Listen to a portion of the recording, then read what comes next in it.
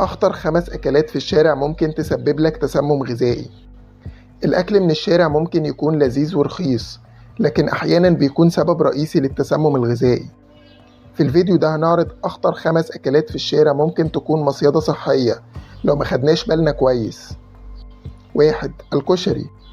كشري الشارع وجبة محبوبة من الأكلات المصرية القديمة، لكن لو العدس أو الرز اتسابوا لفترة طويلة بدون تبريد بيكونوا بيئة خصبة لنمو البكتيريا، خصوصا السالمونيلا والباسيلا السيريز.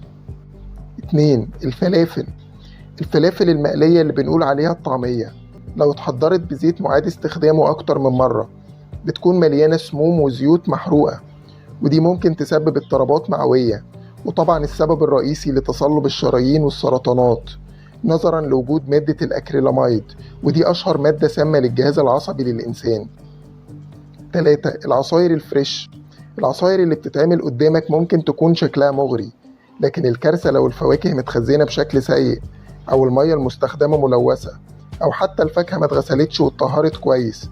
وعشان كده تطهير الفواكه نقطة فاصلة في مصانع العصير الفريش.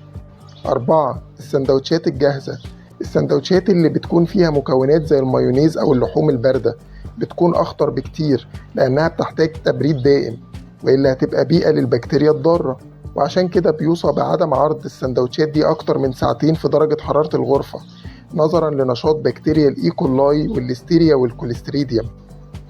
5. السلطات.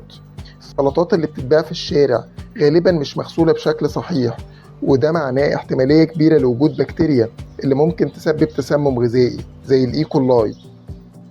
الأكل من الشارع مش دايما خطر، لكن لازم نكون واعيين بمصادره وطريقة تحضيره. خلوا بالكم من الأطعمة اللي ظاهر عليها علامات فساد أو ريحتها غريبة، ودايما اختاروا الأماكن اللي بتطبق معايير النظافة والأمان، وخليك واثق إن لقمة أمان هتحكي لك اللي محدش قاله.